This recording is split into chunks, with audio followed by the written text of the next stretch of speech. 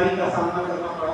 Chicken pox हो गया मुझे और मुझे होम आइसोलेशन में रहना पड़ा। तब मैंने प्रभु से कहा, प्रभु मुझे अगले संडे वचन की जिम्मेदारी के लिए आपने चुना है और ऐसे क्यों हो रहा है, मैं वचन देना चाहता हूँ, आप मुझे चंगाई दीजिए। लेकिन हम जानते हैं कुछ प्रार्थनाएं सुनी जाती हैं, कुछ चीजों का अवसर, परमेश्वर का हर बात का अपना एक समय होता है और मैं थोड़ा निराश जरूर हुआ, लेकिन परमेश्वर के कार्य अद्भुत हैं। और पिछले संडे नहीं, लेकिन इस संडे फिर से कुछ अनावश्यक ऐसे कारण हो गए जिसकी वजह से मुझे ये फिर से अवसर मिला। मैं परमेश्वर का धन्यवाद करता हूँ और साथ में कलीसिया के सभी भाई बहनों का मैं धन्यवाद करना चाहता हूँ। बीमारी के समय मैंने प्रार्थना विनती की और आप सभी ने, मुझे पूरा विश्वास है, बहुत ही दृढ़ता से प्रार्थना की है, मध्यस्थता की है और उसके परिणाम स्वरूप परमेश्वर ने मुझे चंगाई दी और आज फिर से परमेश्वर ने अपनी सेवकाई के लिए मुझे अवसर दिया है। मैं परमेश्वर का धन्यवाद करता हूँ, साथ ही कलीसिया के सभी भाई बहनों का मैं धन्यवाद करता हूँ। पिछली बार जब मुझे आप लोगों के साथ परमेश्वर के वचन बांटने का अवसर मिला, तब मैंने एक विषय पे वचन दिया था। किसी को याद है? Yes, thank you. आप क्या छुपा रहे हैं? आज का विषय है आप क्या ढूंढ रहे हैं। आप क्या छुपा रहे हैं, हमने पिछली बार देखा और आज हम देखेंगे आप क्या ढूंढ रहे हैं। ये जो संसार है, इस संसार में बहुत तेज गति से संसार आगे बढ़ता है और हम सब हमारे जीवन काल में कुछ ना कुछ ढूंढते रहते हैं, कुछ चीजों की खोज हम करते रहते हैं। यदि मैं किसी स्टूडेंट से पूछूंगा ये सवाल, तो वो बोलेंगे हम अच्छे मार्क्स खोज रहे हैं, अच्छी कॉलेज खोज रहे हैं कि हमें अच्छी कॉलेज में एडमिशन मिल जाए। जवान लोगों से पूछा जाता है तो बोलते हैं हम अच्छी नौकरी खोज रहे हैं, अच्छी नौकरी मिल जाए, नौकरी मिल जाए तो फिर अच्छी छोकरी भी खोज रहे हैं, अच्छा पात्र लगने के लिए हम ढूंढ रहे हैं, ऐसा हम जनरली ढूंढते हैं। वो हो जाए फिर हम क्या ढूंढते हैं, अच्छा घर मिल जाए, अच्छा परिवार हो। खोज हमारी अंतिम सांस तक चलती रहती है, हम कुछ ना कुछ खोजते रहते हैं। पर क्या एक मसीही के लिए यही सारी बातें एक अल्टीमेट गोल है? अंतिम हमारा उद्देश्य यही सारी बातों को खोजना है? परमेश्वर का वचन हमें किन बातों को खोजने के लिए प्रोत्साहित करता है? आज इन बातों को हम देखना चाहते हैं और अपने आप से एक सवाल पूछना चाहते हैं, हम क्या खोज रहे हैं? आइए परमेश्वर के वचन में जाएं, उससे पहले हम प्रार्थना करें और परमेश्वर से सहायता मांगेंगे। प्यारे पिता, हम आपका धन्यवाद करते हैं आज के दिन के लिए। आपकी योजना में प्रभु आप हमें यहाँ पर एकत्रित करके लाए हैं और प्रभु आज आपके वचनों के द्वारा आप हमसे बात और व्यवहार करना चाहते हैं। हम प्रभु इस समय अपने आप को संपूर्ण समर्पण के साथ आपके हाथ में छोड़ देना चाहते हैं। प्रभु ये वचन आपका है, आप ही हमसे बोलें, आप ही बात और व्यवहार करें। प्रभु आज जो कुछ आप अपने लोगों से कहना चाहते हैं वो प्रभु आप मेरे मुख के द्वारा कहिए। प्रभु पवित्र आत्मा आप अपना अभिषेक मुझे दीजिए ताकि प्रभु जी तो मैं जो कुछ भी कहूँ आपकी अगुवाई में हूँ और प्रभु आपके लोगों के लिए प्रभु जी वो आत्मिक उन्नति का कारण बनने पाए, ऐसा आप लोग दीजिए। इस वचन को हम आपके हाथों में सौंपते हैं, इस वचन के द्वारा हमारे जीवन में बदलाव लाइए और प्रभु हम इन वचनों को सुने, समझें, ग्रहण करें और उनका पालन करें, ऐसा आप लोग दीजिए। प्रभु यीशु मसीह के नाम से मांगते हैं, आमीन। आज का जो वचन है उसमें दो मुख्य भाग हैं। हमने आज दो शास्त्र भाग पढ़े हैं, मत्ती उसका 6वां अध्याय 31 से 33 और कुलुस्सियों की पत्री 3रा अध्याय 1 और 2 आयत। दो भागों में हम ये वचन देखेंगे। पहला भाग मैं उन लोगों को संबोधित करना चाहूंगा जो अभी तक उद्धार नहीं पाए हैं, जो अभी तक नया जन्म नहीं पाए हैं, ऐसे लोगों को परमेश्वर का वचन आज कुछ कहना चाहता है। ऐसे लोगों को अपनी खोज एक बहुत ही महत्वपूर्ण विषय की तरफ केंद्रित करने की जरूरत है। और जो दूसरा भाग है उसमें नया जन्म पाए हुए लोगों को भी परमेश्वर का वचन आज कुछ कहना चाहता है। दूसरे भाग में नया जन्म पाए हुए, उद्धार पाए हुए लोगों को मैं संबोधित करना चाहूंगा और यही प्रश्न उनसे भी परमेश्वर पूछेंगे, आप क्या खोज रहे हैं? आइए हम बहुत जल्दी से पहले भाग की ओर आगे बढ़े यीशु मसीह ने हर व्यक्ति को कुछ न कुछ खोजने के लिए आमंत्रित किया है, और वो जो महत्वपूर्ण बातें हैं वो हमने मत्ती रचित सुसमाचार से 6 अध्याय 33वीं आयत में कई बार पढ़ी है। ये तो एक बहुत ही जानी मानी, बहुत ही प्रचलित ऐसी आयत है कि पहले तो उसके राज्य की और उसकी धार्मिकता की खोज करो। यीशु मसीह का एक बहुत ही प्रचलित ऐसा संदेश, पहाड़ी उपदेश, उसके अंदर ये बातें हम देखते हैं। और यीशु मसीह ने वहां ऐसा कहा कि हमें किसी भी बात की चिंता करने की जरूरत नहीं है। यीशु मसीह ने पहले ही ये बात में कही कि किसी बात की आप चिंता मत करो कि हम क्या खाएंगे, क्या पिएंगे, क्या पहनेंगे। और यीशु मसीह ने साथ में वो चिंता क्यों नहीं करनी है उसका एक कारण भी दिया, और वो कारण ये है कि हमारा स्वर्गीय पिता जानता है कि हमें इन बातों की आवश्यकता है। इस संसार में हमें कई बातों की जरूरत पड़ती है, कई चीजों की आवश्यकता है, और उन चीजों को खोजना कोई बुरी बात नहीं है। हमें ऐसा करना भी चाहिए, क्योंकि परमेश्वर का वचन भी कहता है कि जो अपने परिवार की देखभाल नहीं करता, परिवार को नहीं संभालता, उसको विश्वास करके याद किया। लेकिन ये हमारा अल्टीमेट गोल नहीं है। परमेश्वर का वचन प्रभु यीशु मसीह ने पहाड़ी उपदेश में एक बहुत ही तीव्र विरोधाभास दिया है संसार के लोगों के बीच में और मसीही लोगों के बीच में, विश्वासियों के बीच में। यीशु मसीह ने ऐसा कहा कि अन्य जाति के लोग जो हैं वो क्या करते हैं, वो इन बातों की चिंता करते हैं। अन्य जाति के जो लोग हैं वो क्या सोचते हैं, हम क्या खाएंगे, क्या पिएंगे, क्या पहनेंगे, कहाँ रहेंगे, रोटी कपड़ा और मकान की चिंता करते हैं। हमें भी करनी चाहिए, लेकिन सिर्फ इन्हीं बातों की खोज या इन्हीं बातों की चिंता करने के लिए परमेश्वर का वचन विश्वासियों को नहीं बताता। यीशु मसीह ने एक बहुत ही स्ट्रॉन्ग कारण दिया। अन्य जाति इन बातों की चिंता इसलिए करते हैं क्योंकि उनके पास स्वर्गीय पिता नहीं, उनके पास एक ऐसा पिता नहीं है जो ये जानता हो कि उन्हें किन बातों की आवश्यकता है। उनके पास एक ऐसा परमेश्वर नहीं है जिसका एक नाम ही स्वयं यहोवा यीरे है, यानी कि उपाय करने वाला परमेश्वर। और इसलिए लाजमी है कि वो इन सब बातों की चिंता करते हैं और व्याकुल होते हैं और अपना सारा ध्यान, सारा फोकस इन्हीं बातों को पाने के लिए और इन्हीं बातों को अपने जीवन के लिए हासिल करने के लिए लगा देते हैं। और क्योंकि हमारे पास एक ऐसा परमेश्वर है जो हमारा प्रेमी पिता भी है, यीशु मसीह ने हमें कहा है कि इन बातों की चिंता मत करो। और पहाड़ी उपदेश में ही जब 7वें अध्याय में हम आते हैं और 7 से 11 आयतें जब हम पढ़ते हैं, वहां पे फिर से यीशु मसीह ने ये बातें कही हैं।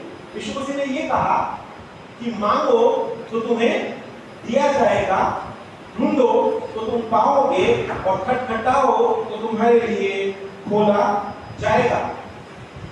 और उस 7वें अध्याय की 11वीं आयत में यीशु मसीह ने ऐसा कहा कि जब तुम बुरे होकर अपने बच्चों को अच्छी वस्तुएं देना जानते हो तो तुम्हारा स्वर्गीय पिता अपने मांगने वालों को अच्छी वस्तुएं क्यों न देगा। यीशु मसीह हमें ये समझाना चाह रहे थे कि उस समय में भी, यीशु मसीह के समय में भी लोग यही चिंता करते थे, हम क्या खाएंगे, क्या पिएंगे, क्या पहनेंगे और कहाँ रहेंगे। आज भी हम यही कर रहे हैं, और इसलिए यीशु मसीह ने हमें बताया है कि इन बातों की चिंता न करो, क्योंकि हमारा एक स्वर्गीय पिता है। हमारे बच्चे हमसे कुछ मांगते नहीं है, तब भी हम उन्हें बेहतर से बेहतर चीजें देना जानते हैं। तो हमारा स्वर्गीय पिता जिन्हें हमारी सारी आवश्यकताएं पहले से पता है, वो हमें बेहतर से बेहतर चीजें क्यों न देगा, ऐसा प्रभु यीशु मसीह ने हमें बताया। अतः ये जरूरी है कि हम सांसारिक चीजों की खोज में से ऊपर आए और कुछ ऐसी बातों की खोज करें जो क्षणिक नहीं लेकिन अनंतकालिक है। संसार की बातें जो हम खोजते हैं सब क्षणिक है, लेकिन प्रभु यीशु मसीह चाहते हैं कि हम हमारा ध्यान अनंतकालिक बातों की तरफ मोड़ दें। अब देखिए, अब्राहम जब मोरिया पर्वत पर गया इसहाक की कुर्बानी देने के लिए, जैसे परमेश्वर ने उसे कहा था, तो वहां क्या हुआ? इसहाक के बदले परमेश्वर ने एक बेटे का प्रबंध किया, क्योंकि परमेश्वर जानता था कि इसहाक की कुर्बानी मुझे नहीं लेनी, लेकिन एक कुर्बानी की जरूरत पड़ेगी। और परमेश्वर ने आप भी उपाय किया, और अब्राहम ने बड़े विश्वास और प्रेम के साथ उस पर्वत पर परमेश्वर का नाम यहोवा यीरे रखा, यानी कि उपाय करने वाला परमेश्वर। एलिया जब 3 साल का वो भीषण दुकाल पड़ा, तब क्या हुआ? क्या वो भूखा मरा? परमेश्वर ने उसे कौओं के द्वारा भोजन प्राप्त करवाया, जब वो करीब नाम के नाले के पास गुफा में छुपा, और उसके बाद एक सारफत की विधवा के घर उसे भोजन का प्रबंध परमेश्वर ने कर दिया। परमेश्वर के लोग कभी भूखे नहीं मरते, क्योंकि परमेश्वर उपाय करने वाला परमेश्वर। जब हम ये बातें जानते हैं, फिर भी हमारी खोज सिर्फ सांसारिक बातों की तरफ सीमित क्यों हो जाती है?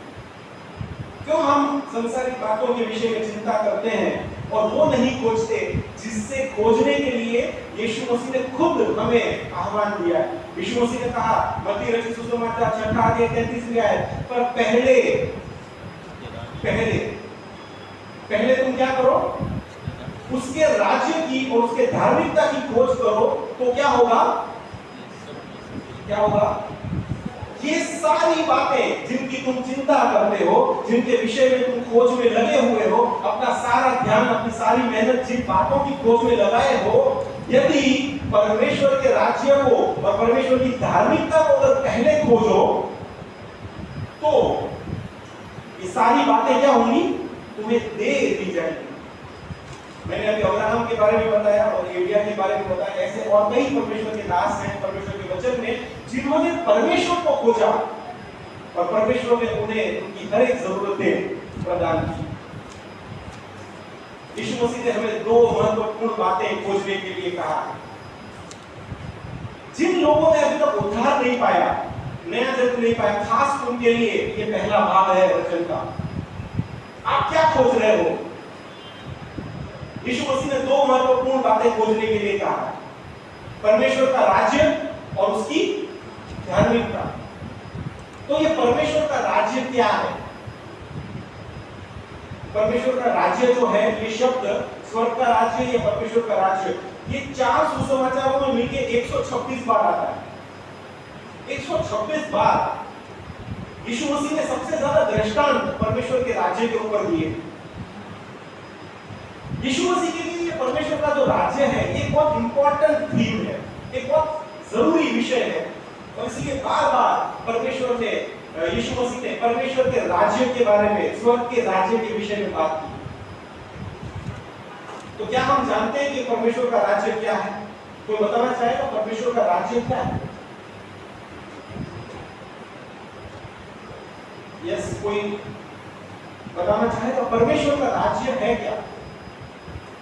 बहुत इंपॉर्टेंट विषय है। जिस बात को खोजने के लिए प्रभु यीशु मसीह ने कहा है, कई बार प्रॉब्लम ये होती है कि वो राज्य उसका मतलब ही नहीं हमें पता होता कि वो क्या है। परमेश्वर का राज्य क्या है? हम कई बार इस विषय के लिए असमंजस में और कंफ्यूजन में रहते हैं। परमेश्वर का राज्य परमेश्वर के शासन को बताता है। एक ऐसा शासन जो परमेश्वर जिसमें राजा है, परमेश्वर जिसमें न्याय करेगा, और परमेश्वर जिसमें अपने चुने हुए लोगों को लेकर जाएगा और एक ऐसे शासन को स्थापित करेगा जहां परमेश्वर यीशु मसीह ही राजा है, यीशु मसीह ही हर बात में सर्वोपरि है, और प्रभु परमेश्वर की ही संप्रभुता वहां पर देखी जाएगी। ऐसे एक राज्य की बात। तो क्या इसका मतलब यह है कि इस वक्त परमेश्वर का राज्य नहीं है? भजन संहिता उसका 103वां अध्याय और 19वीं आयत में ऐसा लिखा है, यहोवा ने तो अपना सिंहासन स्वर्ग में स्थिर किया है और उसका राज्य पूरी सृष्टि पर है। वहां पर ऐसा लिखा है कि परमेश्वर का राज्य पूरी सृष्टि पर है। लेकिन अगर आप नए नियम में आएंगे तो यीशु मसीह ने जब अपने चेलों को प्रार्थना करना सिखाया तो क्या कहा? आप क्या कहो? हे हमारे पिता, तू जो स्वर्ग में है, तेरा नाम पाक माना जाए और तेरा राज्य आए। यीशु मसीह ने ये कहा कि हम ये प्रार्थना करें परमेश्वर से बार बार कि परमेश्वर तेरा राज्य आए। लेकिन जब मरकुस रचित सुसमाचार उसका पहला अध्याय 14 और 15 पदों को हम पढ़ते हैं, जब यीशु मसीह अपनी सेवकाई की शुरुआत कर रहे थे, वहां पर कुछ अलग बात यीशु मसीह ने कही। वहां पर यूं कहा है, यूहन्ना के पकड़वाए जाने के बाद यीशु ने गलील में आकर परमेश्वर के राज्य का सुसमाचार प्रचार किया और कहा, समय पूरा हुआ है, परमेश्वर का राज्य निकट आ गया है, मन फिराओ और सुसमाचार पर विश्वास करो। परमेश्वर ने प्रार्थना करते प्रभु यीशु मसीह ने सिखाया कि परमेश्वर से प्रार्थना करो कि तेरा राज्य आए। लेकिन मरकुस में यीशु मसीह ने ऐसा कहा कि पश्चाताप करो क्योंकि परमेश्वर का राज्य निकट आ गया है। फिर लूका रचित सुसमाचार 19वां अध्याय और 11वीं आयत जब हम पढ़ते हैं, वहां पर एक दृष्टांत दिया गया है, 10 तोड़ों का दृष्टांत। यीशु मसीह यरूशलेम के निकट थे और वहां पर वो दृष्टांत की जो पहली लाइन है उसमें ऐसा लिखा है, जब वे ये बातें सुन रहे थे तो उसने दृष्टांत कहा इसलिए कि वो यरूशलेम के निकट था और वे समझते थे कि परमेश्वर का राज्य अभी प्रकट होने वाला है। शिष्य और अन्य लोग ये समझते थे कि परमेश्वर का राज्य अब प्रकट होने वाला है और उनकी इस बात को, उनकी इस गैर समझ को दूर करने के लिए प्रभु यीशु मसीह ने एक दृष्टांत कहा, जो 10 तोड़ों का दृष्टांत। एक तरफ प्रभु यीशु मसीह कहते हैं क्या प्रार्थना करो कि तेरा राज्य आए। एक बार प्रभु यीशु मसीह कहते हैं कि राज्य निकट आ गया है। जब लोग ऐसा समझते हैं तो प्रभु यीशु मसीह एक विपरीत बात करते हैं। लूका रचित सुसमाचार 11वां अध्याय और 20वीं आयत में यीशु मसीह ने ऐसा कहा, परंतु यदि मैं परमेश्वर की सामर्थ से दुष्ट आत्माओं को निकालता हूं तो परमेश्वर का राज्य तुम्हारे पास आ पहुंचा। या फिर एक अलग बात है, परमेश्वर का राज्य तुम्हारे पास आ पहुंचा। और लूका 17:20 से 21 वहां पे तो बहुत ज्यादा स्पष्टता के साथ यीशु मसीह ने ऐसा कहा, जब फरीसियों ने उससे पूछा कि परमेश्वर का राज्य कब आएगा तो उसने उनको उत्तर दिया, परमेश्वर का राज्य दृश्य रूप में नहीं आता और लोग वह यह न कहेंगे देखो यहाँ है या वहां है, क्योंकि देखो परमेश्वर का राज्य तुम्हारे बीच में है। कितनी सारी अलग बातें यीशु मसीह ने कही। कभी ऐसा कहा कि उस राज्य को जल्दी आने के लिए प्रार्थना करो, कभी ऐसा कहा कि परमेश्वर का राज्य निकट है, कभी ऐसा कहा कि परमेश्वर का राज्य अभी प्रकट नहीं होने वाला, कभी ऐसा कहा कि परमेश्वर का राज्य तुम्हारे पास आ पहुंचा है और कभी ऐसा कहा कि परमेश्वर का राज्य तुम्हारे बीच में ही है। कितनी सारी अलग बातें यीशु मसीह कैसे कह सकते हैं? ये परमेश्वर का राज्य क्या है? क्योंकि बहुत अलग बातें कही गई है। बहुत सारे दृष्टांत यीशु मसीह ने स्वर्ग के राज्य और परमेश्वर के राज्य के बारे में दिए हैं। प्रिय भाई और बहनों, में बात समझनी चाहिए कि परमेश्वर का राज्य जो है वो आ चुका और आने वाला भी। परमेश्वर का राज्य इस वक्त दृश्य रूप से हमारे सामने नहीं है, लेकिन परमेश्वर का राज्य आ चुका है और भविष्य में भी आने वाला है। तो जब हम परमेश्वर के राज्य को समझना चाहें तो हम इस तरह से समझ सकते हैं कि वो एक परमेश्वर के शासन काल को बताता है जिसमें परमेश्वर की संपूर्ण संप्रभुता है और इस संसार के लोगों को उनके पापों से छुड़ाने के लिए एक उद्धार का अद्भुत कार्य जो है उसको करने की योजना और वो कार्य की संपूर्णता और वो कार्य संपूर्ण होए उसके बाद एक नया राज्य स्थापित करने की बात, ये सब परमेश्वर के राज्य को दर्शाता है। अगर सामान्य शब्दों में कहूं तो 3 बातें हैं जो परमेश्वर के राज्य को दर्शाती हैं। पहली बात, प्रभु यीशु मसीह मनुष्य के पुत्र बनकर इस दुनिया में आए और यीशु मसीह ही प्रभु हैं, ये बात उन्होंने बताई।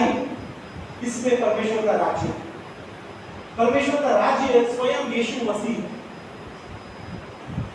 फिर उन्होंने परमेश्वर के राज्य को दृश्य रूप से लाने के लिए भविष्य में एक महिमावंत प्रकटीकरण हमें दिया, क्रूस पर अपने आप को कुर्बान किया, अपने चुने हुए लोगों को पापों की शिक्षा, पापों के दंड से बचा लेने के लिए एक उद्धार की अद्भुत योजना को अमल में लाए और उसको सिद्ध किया। इस द्वारा हम ये जान पाए कि यीशु मसीह राजा है और वो अपनी प्रजा को बचा लेने के लिए, उद्धार देने के लिए इस दुनिया में आए। इस बात में परमेश्वर का राज्य प्रकट होता है। और तीसरी बात, भविष्य में एक और घटना होने वाली। अभी हमने एक गाना गाया, अपनी दुल्हन को लेने यीशु राजा आएगा।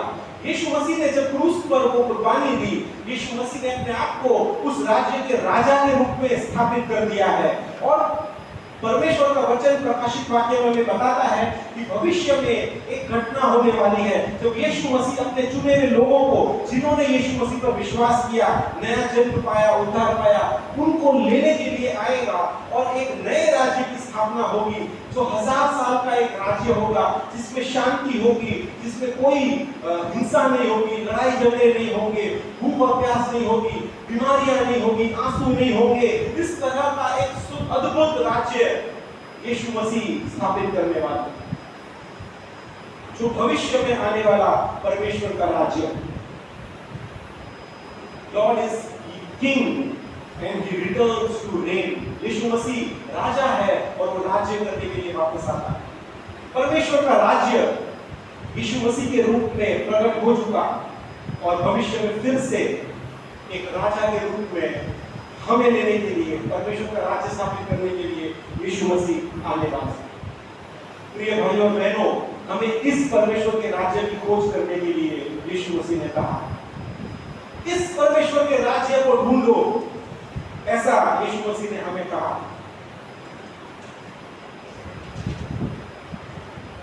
उद्धार पाए बिना, नया जन्म पाए बिना कोई भी परमेश्वर के इस राज्य में दाखिल नहीं हो सकता।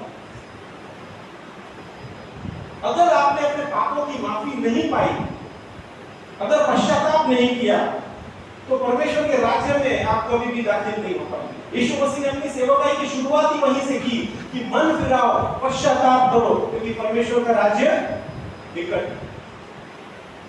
सबसे पहली बात यह है कि हमें मन फिराने की जरूरत है, पश्चाताप करने की जरूरत है, उद्धार पाने की जरूरत है। परमेश्वर के राज्य को हम पर प्रकट करने के लिए, उसका महिमावन प्रकटीकरण करने के लिए प्रभु यीशु मसीह ने खुद अपने आप को उस क्रूस पर कुर्बान कर दिया। उस कुर्बानी पर विश्वास पाने की जरूरत है। क्या आपने प्रभु यीशु मसीह पर विश्वास किया?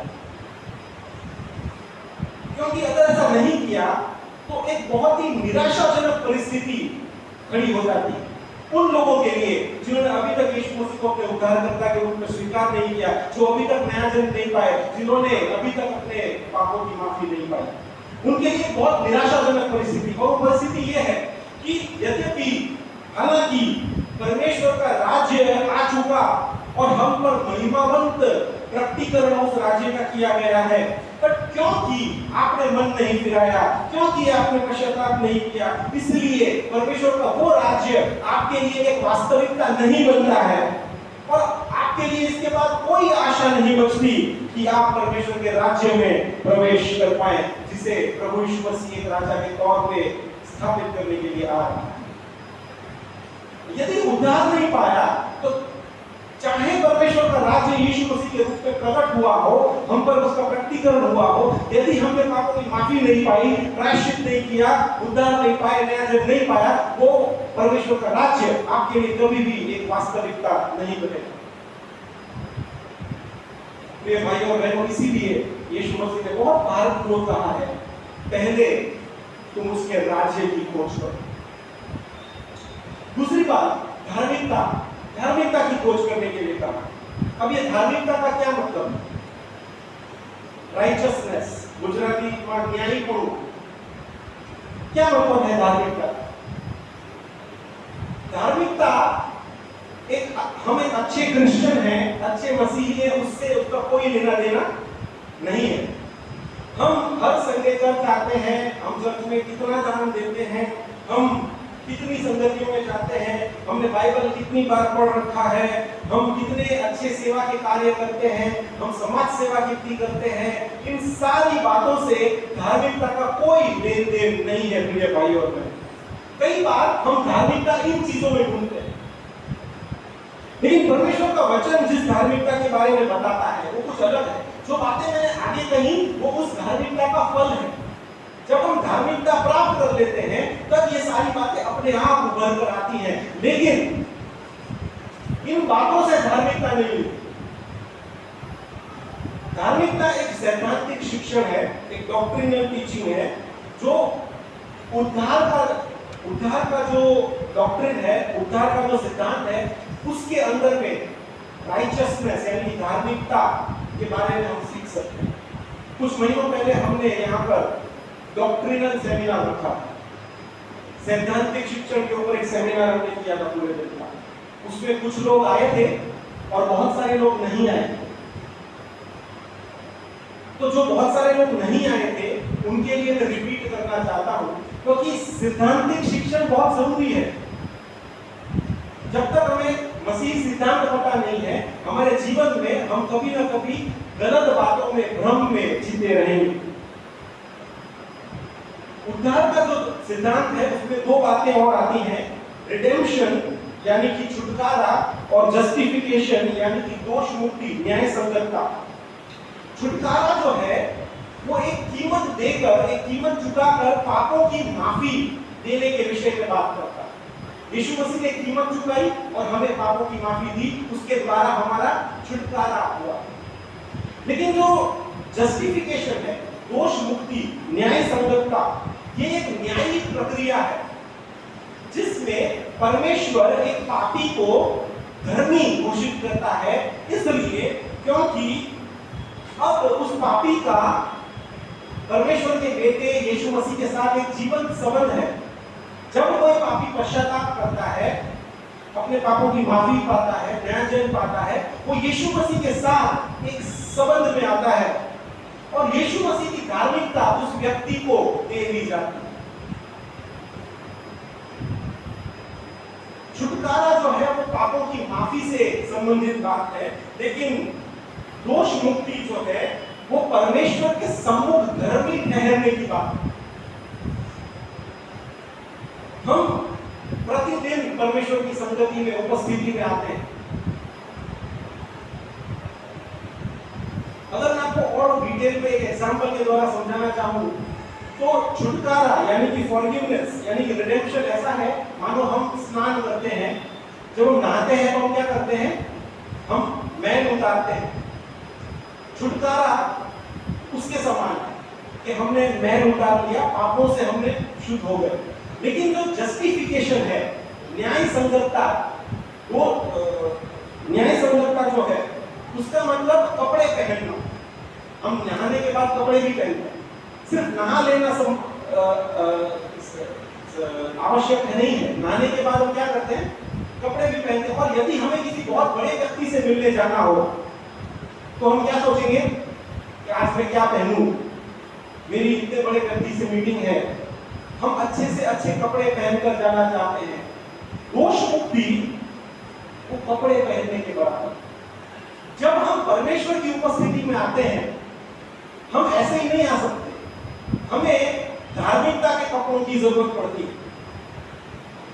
अभी भी इस वक्त हम परमेश्वर की उपस्थिति में बैठे हैं, पर हमें अपने आप को प्रश्न पूछना है, क्या मेरे पास वो धार्मिकता के कपड़े हैं जिसको पहनकर मैं परमेश्वर की उपस्थिति में आ सकता हूं? आप याद कीजिए, यीशु मसीह ने एक दृष्टांत दिया, विवाह भोज का दृष्टांत, जिसमें राजा ने एक विवाह का भोज आयोजित किया। जो आमंत्रित लोग थे वो लोग नहीं आए। राजा ने बोला, जाओ सड़कों से जाकर लोगों को उठाकर लेकर आओ, और उसके सेवक जाके लोगों को लेकर आए। वो भोज शुरू हुआ, लेकिन एक व्यक्ति ऐसा पाया गया जो विवाह के भोज के अनुसार कपड़े पहनकर नहीं आया। राजा ने क्या कहा, इस व्यक्ति को बाहर निकालो, तू उस कपड़ों को पहनकर नहीं आया। राजा ने कहा, इसे बाहर निकालकर फेंक दो, जहां पर रोना और दांत पीसना होगा। हमें यह समझने की जरूरत है कि जब भी हम परमेश्वर की उपस्थिति में आते हैं, यहाँ हम आते हैं, और एक ना एक दिन ऐसा जरूर होगा जब परमेश्वर की उपस्थिति में हर एक व्यक्ति को खड़ा रहना पड़ेगा। उस दिन अगर यीशु मसीह की धार्मिकता के वस्त्र हमने नहीं पहने हैं, प्रिय भाइयों और बहनों, वहां खड़ा रहना बहुत मुश्किल हो जाएगा। कोई भी परमेश्वर के सामने खड़ा नहीं रह पाएगा। और इसलिए बहुत आवश्यक है कि धार्मिकता धार्मिकता के वस्त्र हम पहनेंगे। ये धार्मिकता के वस्त्र हमें कैसे मिल सकते हैं? क्या हम संपूर्ण धार्मिकता को उत्पन्न कर सकते हैं? कई बार लोग धार्मिकता को अपने प्रयत्नों से उत्पन्न करने का प्रयत्न करते हैं, लेकिन पौलुस ये कहता है रोमियो की पत्री 3 अध्याय 10 से 12 में, कोई धर्मी नहीं, एक भी नहीं, कोई समझदार नहीं, कोई परमेश्वर का खोजने वाला नहीं, सब भटक गए हैं, सब के सब निकम्मे बन गए हैं, कोई भलाई करने वाला नहीं, एक भी नहीं। यदि हम चाहें कि हम अपने प्रयत्नों से हम धार्मिकता हासिल करें, परमेश्वर का वचन कहता है एक भी व्यक्ति ऐसा नहीं है जो धर्मी हो। अय्यूब, उसने अपने हृदय की वेदना को प्रकट करते हुए ऐसा कहा, अय्यूब 9 और उसके दूसरे पद में, मैं निश्चय जानता हूं कि बात ऐसी ही है, परंतु मनुष्य परमेश्वर की दृष्टि में कैसे धर्मी ठहर सकता है।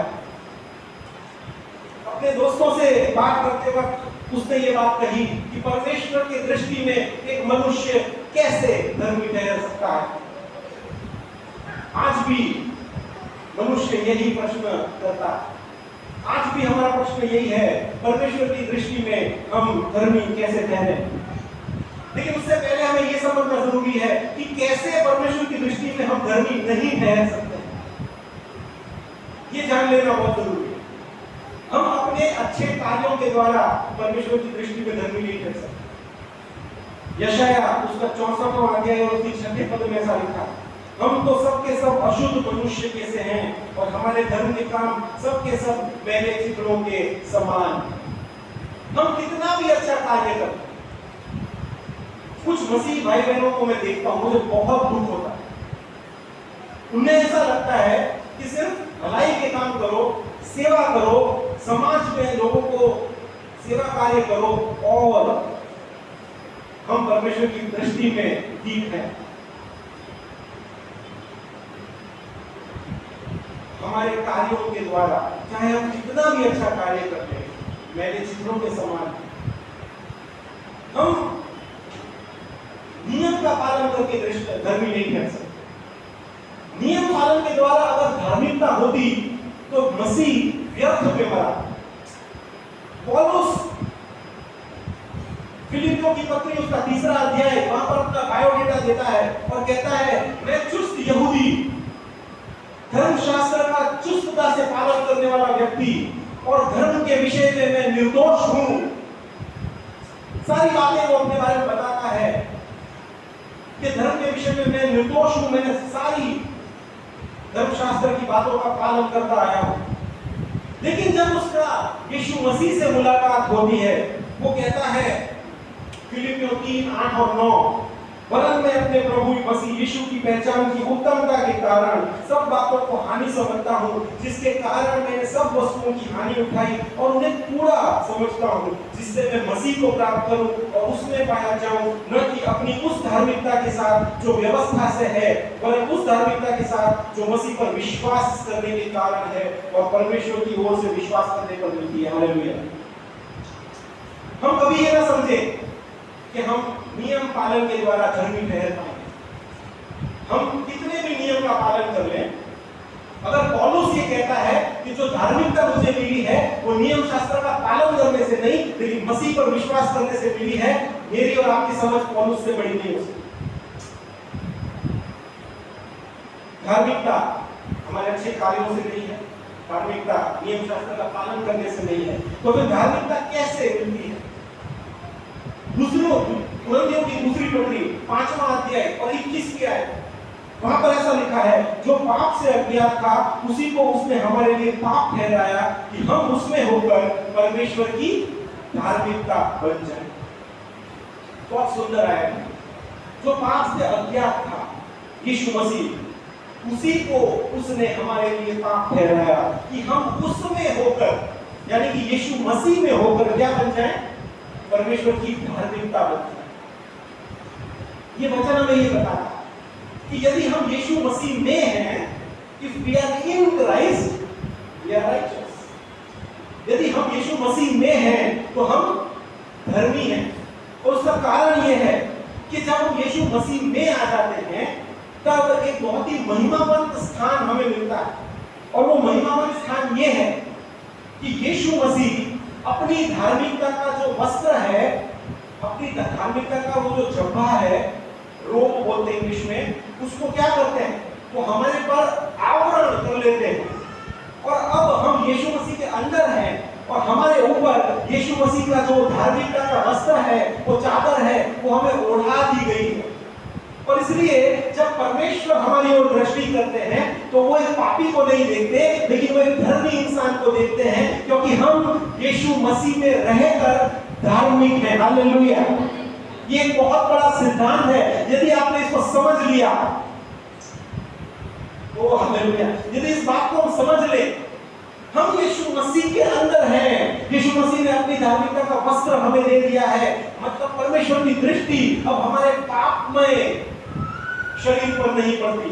आदम और हवा ने जब पाप किया तब तो परमेश्वर की उपस्थिति से दूर जाकर छुप गए, क्योंकि उन्हें शर्म आई, उन्हें पता पड़ा हम नंगे हैं, हमें परमेश्वर के सामने जाने का कोई हियाव नहीं है।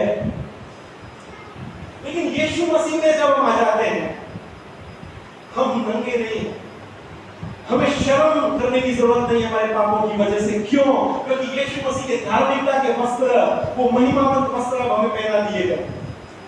हम यीशु मसीह में धर्मी हैं। और इसलिए यशाया नबी को जब इस बात का पता पड़ा, जब यशाया नबी ने इस प्रकटीकरण को समझ लिया, तब उसने बहुत ही आनंदित होकर यशाया 61 और उसके 10वें पद में ये लिखा है, मैं यहोवा के कारण अति आनंदित होऊंगा, मेरा प्राण परमेश्वर के कारण मगन रहेगा, क्योंकि उसने मुझे उद्धार के वस्त्र पहनाए और धर्म की चद्दर ऐसे ओढ़ा दी है जैसा दूल्हा फूलों की माला से अपने आप को सजाता है और दुल्हन अपने गहनों से अपना श्रृंगार करती। हालेलुया। यशाया ने इस बात को समझा, इसके प्रकाशन यशाया को मिला। उसने कहा कि अब मुझे ऐसी धार्मिकता मिल गई है, वो उद्धार के वस्त्र मुझे पहना दिए गए हैं, मैं धर्म की चद्दर ओढ़े हुए हूँ। आपको याद होगा यशाया की जो नबी की पुस्तक शुरू होती है, 6ठे अध्याय में यशाया को एक दर्शन मिला, उसने परमेश्वर को देखा और परमेश्वर की जो पवित्रता देखकर वो मुंह के बल गिर पड़ा और बोला, मैं तो अशुद्ध होठों का इंसान हूँ, मैं नाश हुआ जाता हूँ। परमेश्वर की जो पवित्रता है उसको यदि आप समझेंगे, यदि उस पवित्रता के बारे में आप अपना विचार करेंगे, यशाया जैसी हालत हमारी हो जाएगी, हम मुंह के बल गिर पड़ेंगे, हम कहेंगे यशाया जिसके पर वो आवी मनुष्य હું અશુદ્ધ હોઠોનો માનવી છું। परमेश्वर की पवित्रता ऐसी है, उस पवित्रता के सामने एक दिन हमें खड़ा होगा।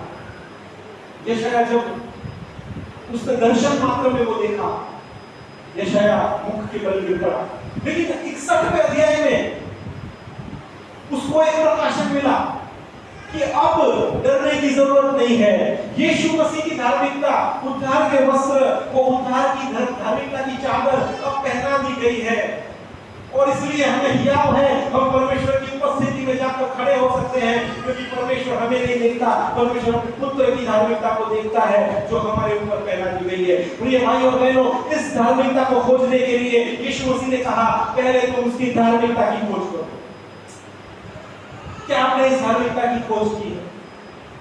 क्या प्रभु यीशु मसीह की उस धार्मिकता के वस्त्र को आज हम ओढ़े हुए हैं? जब जब परमेश्वर की उपस्थिति में हम आते हैं, आवश्यक है कि वो परमेश्वर की धार्मिकता के वस्त्र पहन कर आए। आज हम ऐसे ही आ जाते हैं क्योंकि आज कृपा का समय चल रहा है। परमेश्वर की पवित्रता को हमने तुच्छ जाना है, परमेश्वर की पवित्रता को हम नहीं समझते। इस वक्त परमेश्वर इस भवन में उपस्थित है, परमेश्वर की पवित्रता यहाँ पर है, लेकिन कई लोग इस भवन में बैठकर अपने कामों में व्यस्त रहते हैं।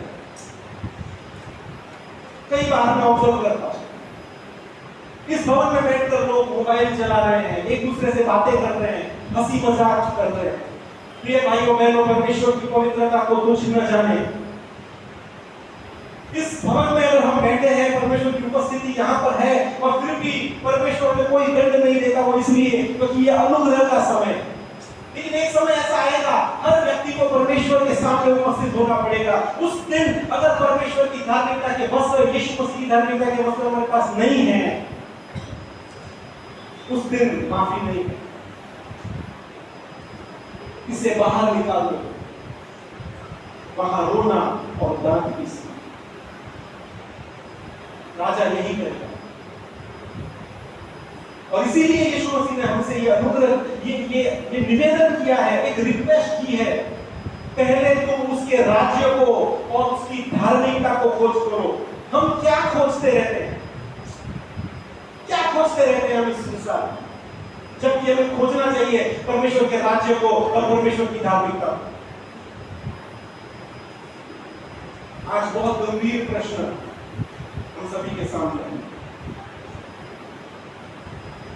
कई लोग उद्धार इसलिए पाना नहीं चाहते क्योंकि वो लोग सोचते हैं अगर मैं उद्धार पाऊं, अगर मैं नया जन्म पाऊं तो मुझे ये छोड़ना पड़ेगा, ड्रिंकिंग छोड़ना पड़ेगा, स्मोकिंग छोड़ना पड़ेगा, बिल्कुल छोड़ना पड़ेगा। पर क्योंकि अगर आप ऐसे प्रश्न कर रहे हो, इसका मतलब ये है कि आप परमेश्वर के राज्य को और उसकी धार्मिकता को प्राथमिकता नहीं दे रहे हो। आपकी प्राथमिकता नहीं और है।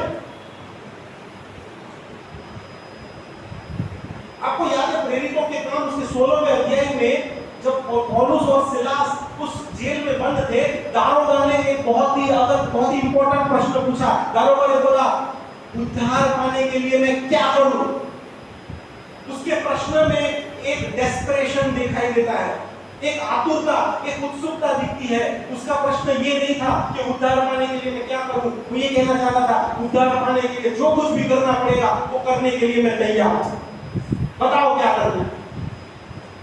और उसने कहा, यीशु मसीह पर विश्वास कर। क्या आज हम ऐसे हैं कि हमारी तैयारी है, प्रभु तेरे लिए जो छोड़ना पड़े, जो करना पड़े, मैं पहले तेरे राज्य को पाना चाहता हूं, तेरी धार्मिकता को पाना चाहती हूं। क्या हमने ये बातें यीशु मसीह से कही? यदि हमारी प्राथमिकता ये है कि हमें ये छोड़ना पड़ेगा, वो छोड़ना पड़ेगा, परमेश्वर के राज्य में हम प्रवेश नहीं कर पाएंगे। मैं बहुत ही स्पष्ट रीति से बात बता रहा हूं। जो संसार की बातों को प्रिय जानता है, संसार की बातों को छोड़ नहीं सकता, वो परमेश्वर के राज्य में योग्य ही नहीं।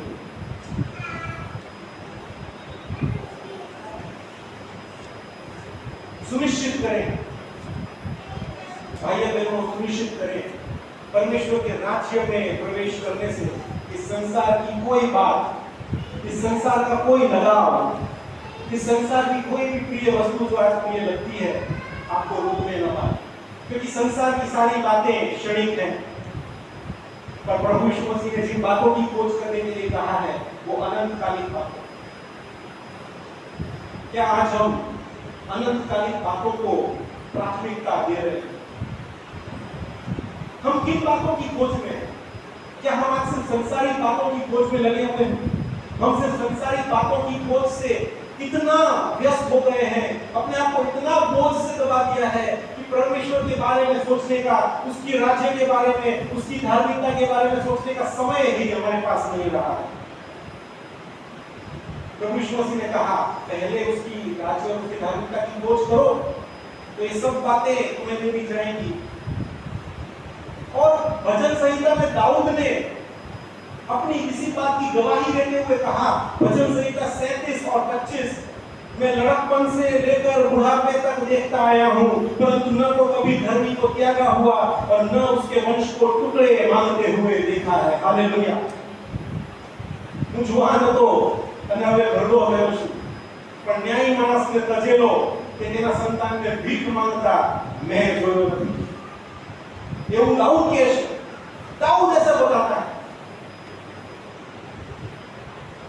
यदि हम परमेश्वर के राज्य उसकी धार्मिकता की खोज करें, हर बात हमें देनी चाहिए। अब मैं दूसरे भाग में आना चाहता हूं। अब मैं उन लोगों को संबोधित करना चाहता हूं जो नया जन्म पाए हुए लोग हैं, उद्धार पाए हुए लोग हैं। प्रश्न आपके लिए भी यही है, आप क्या खोज रहे हैं?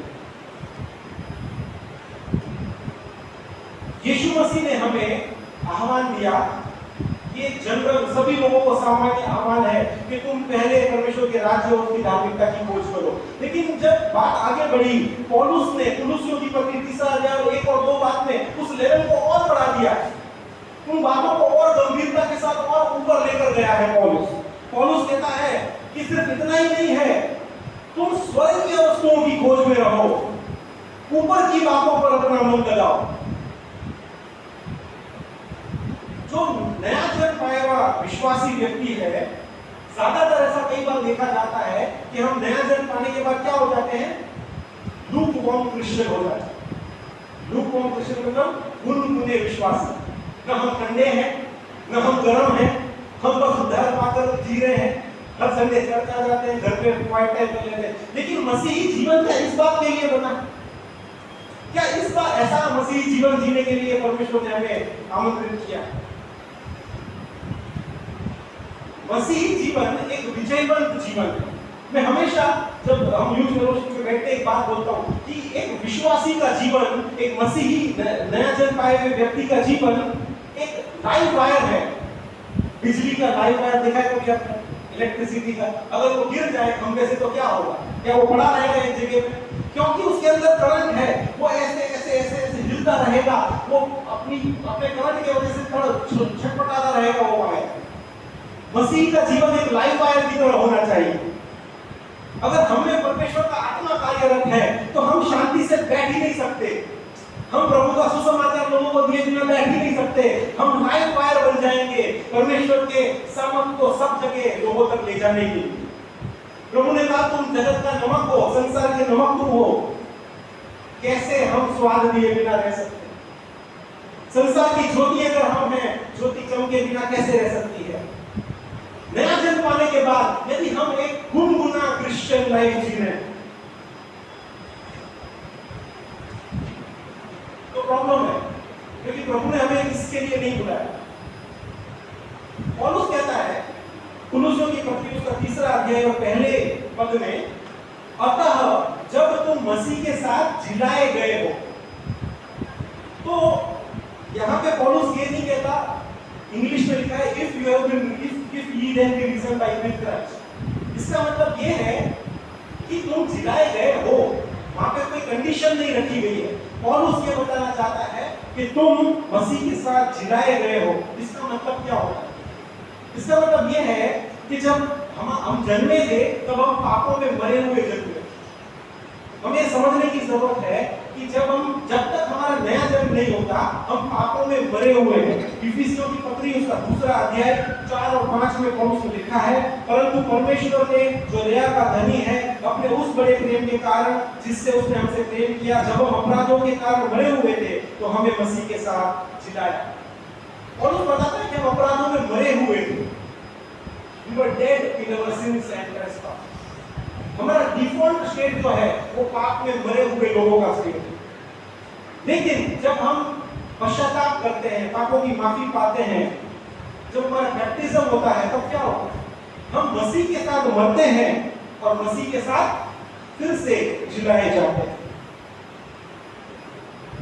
और इसीलिए गलतियों उसका 2 अध्याय और 20वीं आयत में पौलुस ने क्या लिखा है? पौलुस कहता है मैं मसीह के साथ क्रूस पर जलाया गया हूं।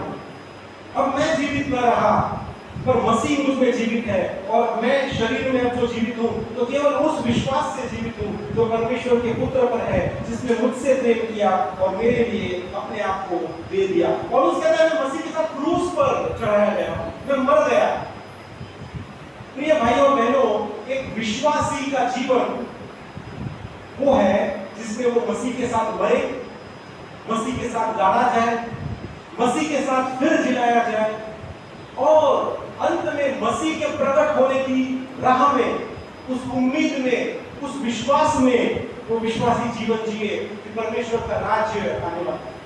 यही एक विश्वासी का जीवन। उस राज्य की वृद्धि के लिए कार्यरत रहना, यही एक विश्वासी का जीवन। मसीही लोगों के लिए समझना बहुत जरूरी है कि हमारा जो पुराना मनुष्यत्व था वो जब हम उद्धार पाते हैं तो हमारे देह के सारे विषयों के साथ उसे हमें मार देना। यीशु मसीह ने निकोदेमस से एक बात कही, 3 अध्याय उसकी 5 और 6 आयत। यीशु ने उत्तर दिया, मैं तुझसे सच सच कहता हूँ, जब तक कोई मनुष्य जल और आत्मा से न जन्मे तो वो परमेश्वर के राज्य में प्रवेश नहीं कर सकता। क्योंकि जो शरीर से जन्मा है वो शरीर है और जो आत्मा से जन्मा है वो आत्मा है। जल और आत्मा से अगर कोई न जन्मे, मसीह के साथ अगर हम फिर से जिलाए न गए हो तो परमेश्वर के राज्य में हम प्रवेश नहीं कर सकते। क्योंकि जो शरीर से जन्मा है वो शरीर है, वो मृत है, लेकिन जो आत्मा से जन्म लेता है वो आत्मा है। और इसीलिए यदि प्रिय भाइयों और बहनों, जो नया जन्म पाए हुए विश्वासी भाइयों बहनों, उनको मैं कहना चाहता हूं, यदि आप ये विश्वास रखते हैं कि आप मसीह के साथ जिलाए गए हैं, तो पौलुस आपको कुछ करने के लिए कहता है, कुछ बातों की खोज करने के लिए कहता है। और वो बात क्या है? पौलुस कहता है कि स्वर्गीय वस्तुओं की खोज में रहो जहां मसीह विद्यमान है और परमेश्वर की दाहिनी ओर बैठा। हम विश्वासी क्या खोजते हैं? हम विश्वासी क्या खोज रहे हैं? पोजीशन, पावर, पद, हमारे परिवार के लिए, हमारे चर्च के लिए हम क्या खोज रहे हैं? परमेश्वर का वचन कहता है स्वर्गीय वस्तुओं की खोज में रहो। विश्वासियों के लिए ये कहा गया। और विश्वासी लोग क्या खोजते हुए पाए जाते हैं?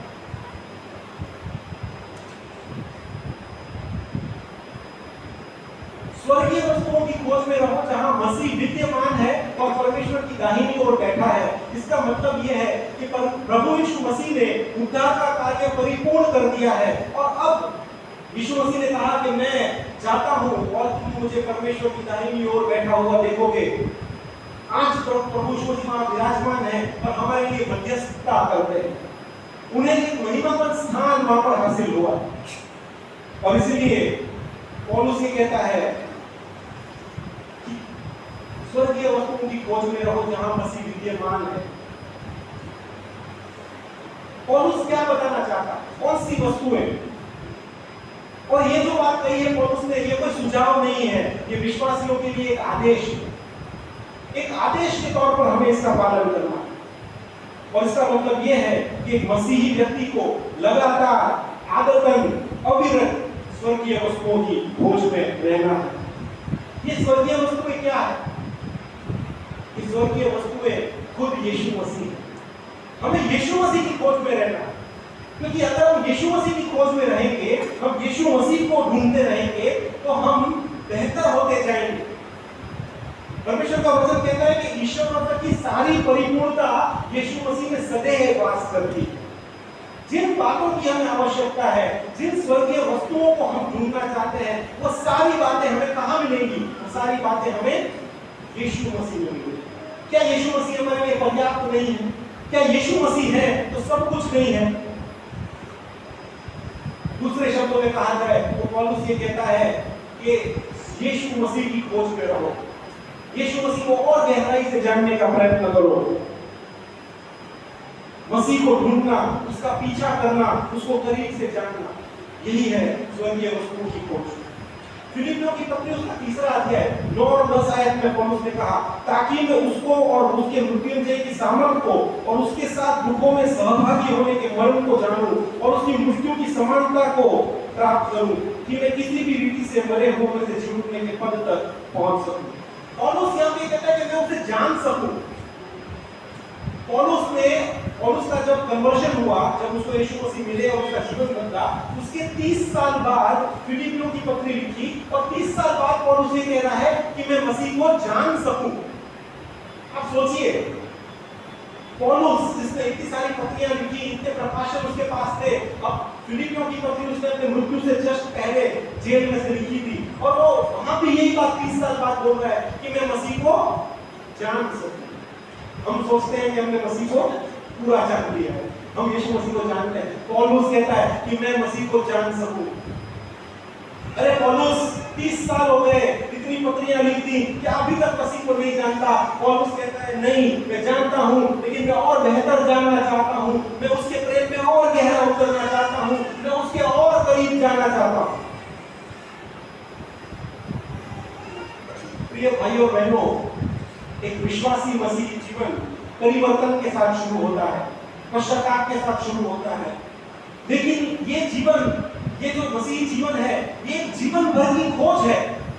It's a life long pursuit, life long seeking, जीवन भर की खोज है यीशु मसीह को जानने के लिए। यीशु मसीह को जानने के लिए जो खोज है वही मसीही जीवन।